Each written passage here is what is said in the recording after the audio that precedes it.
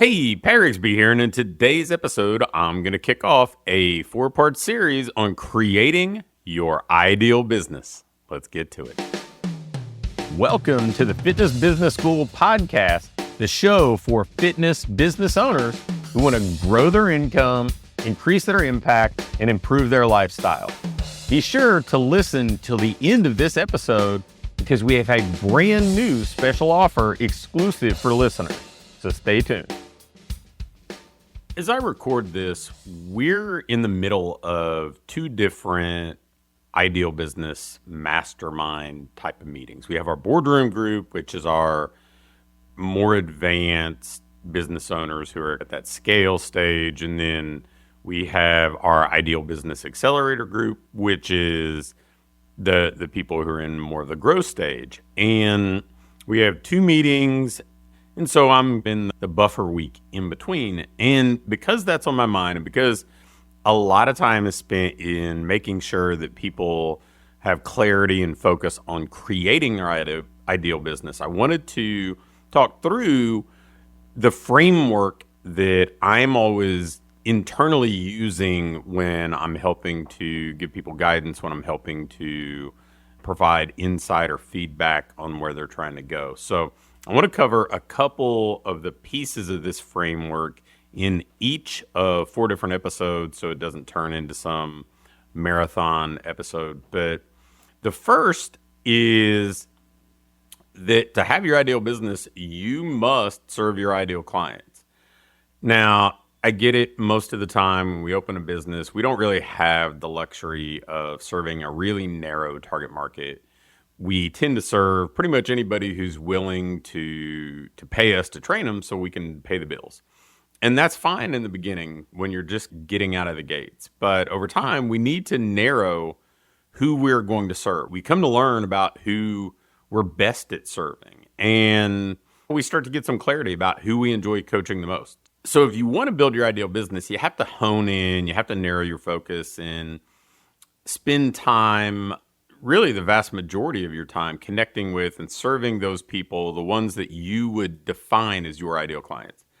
Now, after that initial startup stage, typically what's going to happen is you're going to find yourself with a percentage of clients you'd consider, hey, these are my ideal people. The people I really get fulfillment by serving and energized by working with. And at the same time, you're probably still going to have some people that you're training they're fine. They're great people. They're just probably not your people, and they're there because you need to pay the bills. In your ideal business, the goal is to incrementally shift towards having virtually all of the clients that we would define as ideal. So how does this happen? In short, we need to focus on who that person is, and then we really need to work diligently and consistently on attracting them. So how do we figure out who they are? The first step is identifying who we're great at serving, because we need to be able to deliver their desired result on a consistent, repeatable basis. And that's number one. And then you have to be able to give that person what they want if they're going to be an ideal client. It's hard to build a business around somebody that you're not exactly great at serving. The second step is that we need to be energized by working with this person. It needs to be somebody that we look forward to working with, that we're excited to get to coach and to serve. You can't have your ideal business if you're spending the bulk of your time with people who drain you, somebody that you tolerate working with simply for a paycheck. And again, I am very sensitive to the fact that an early stage business, a business in what I call the launch stage, that's just part of it, right? There are some hoops that you have to jump through in the beginning.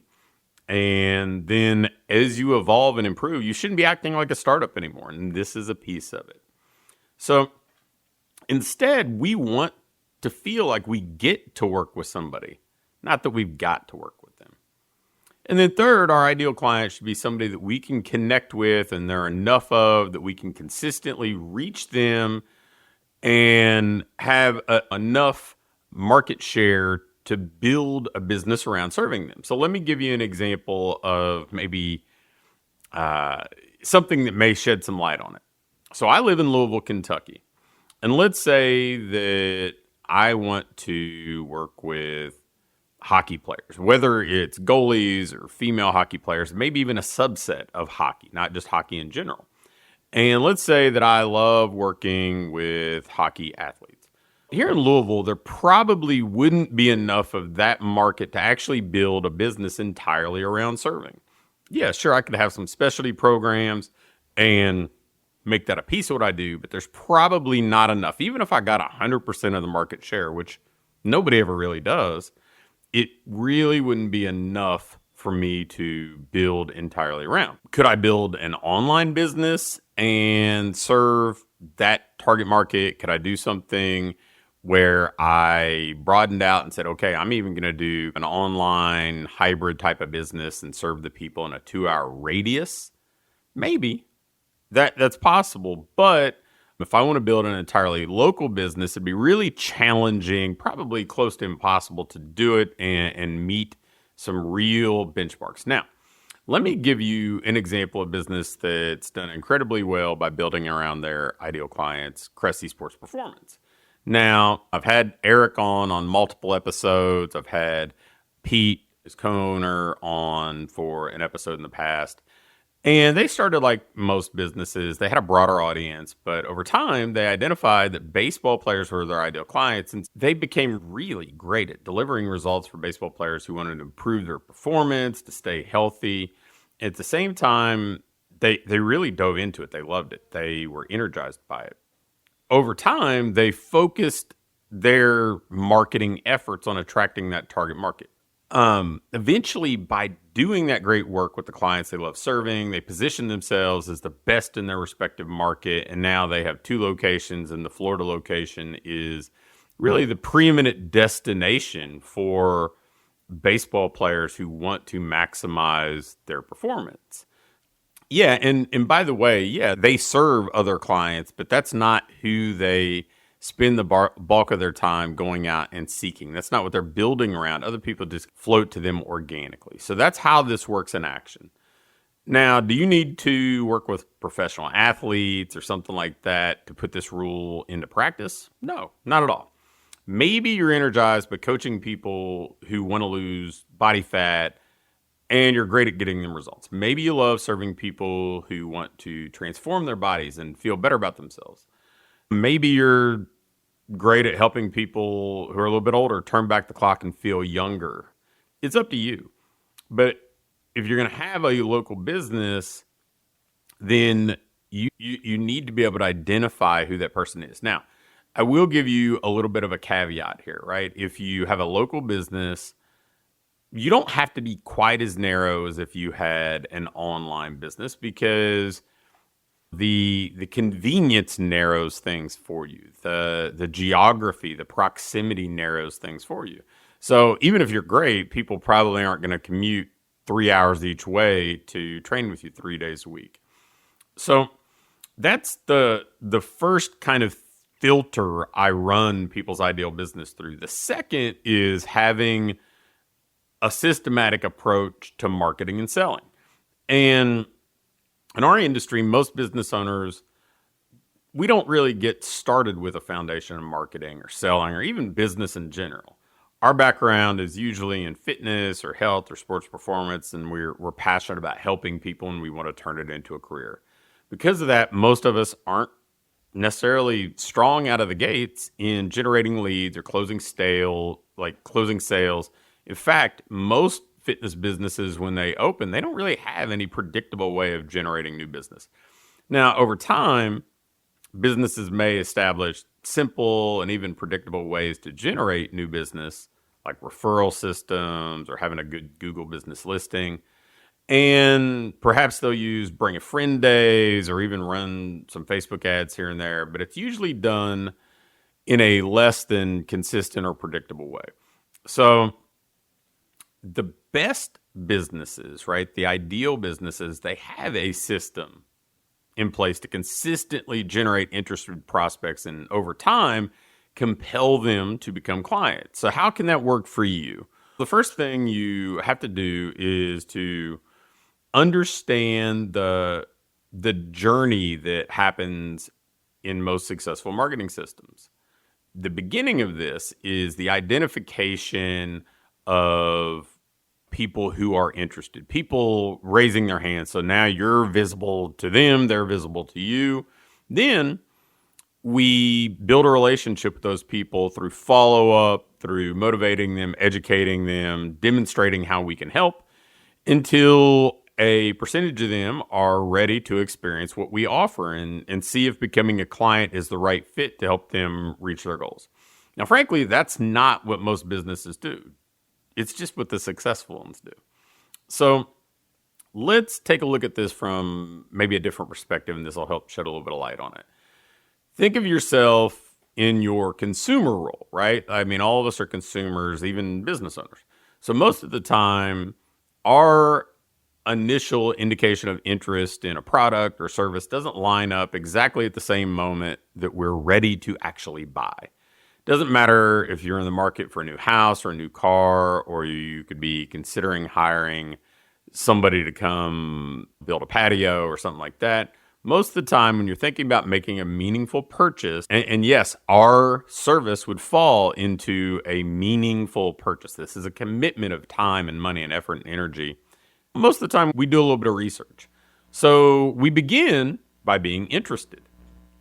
Then we start to think about the various options that we have, the prices, the value, the schedule, the way things are going to fit into our life and fit into our budget. We investigate, we ask around, we do a little bit of discovery online, we look at reviews.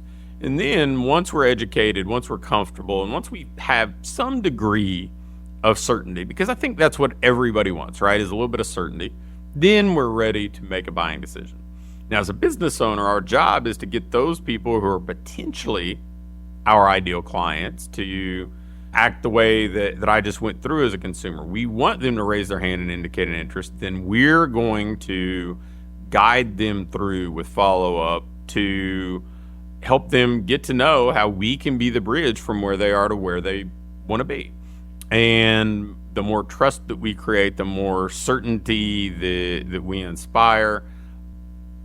Over time, many of them will find that we're the best option for them. So to make this a consistent marketing and selling machine, not only do we have to have a way to get people to raise their hand, but we have to have a way to follow up.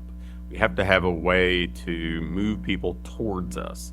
And we have to make offers that people find to be almost irresistible on their timeline. And if we do that, now we can systemize it. We can have a predictable way to grow our ideal business. So that's the first pair of filters that I run people's businesses through when we're at meetings, when I'm looking at who they are, when we're talking about their issues, their goals. And it really helps me put guardrails on any direction I give so we don't fall into shiny objects or fad type tactics, and we're always moving them closer towards where they want to be. Now, I've got a handful of other kind of pieces of this filtering framework that I'm going to share in the upcoming episodes, so stay tuned and we'll talk about creating your ideal business. Thanks for listening to this episode of the Fitness Business School. Before you go, I have a quick announcement. One of the things that we've been doing with our current clients is taking them through this ideal business diagnostic. And really what it is this checklist that allows you to pinpoint exactly what your business needs next so you can keep improving, keep growing, and build a business that you love to own. One that pays you well, one that allows you to have the impact you want to have, and one that allows you to have a lifestyle that you truly enjoy. In this diagnostic, we walk through everything and we do an evaluation and can instantly pinpoint what you need to do next to build that business that you want. I'm going to extend this opportunity to get on with either me or my team and take you through this evaluation and fix your business's most vital needs fast. So if we take you through this, you're going to be able to make those vital changes that you need to finally have what I call your ideal business. If you'd be interested in going through this entirely free, risk-free diagnostic with us and learn what you already have in place, what you're doing well, and where your greatest opportunities for rapid improvement are, just shoot me an email with diagnostic in the subject line to pat@patrigsby.com. Again, an email to pat@patrigsby.com with diagnostic in the subject line will get you scheduled and take you through this evaluation to help you build the business you want.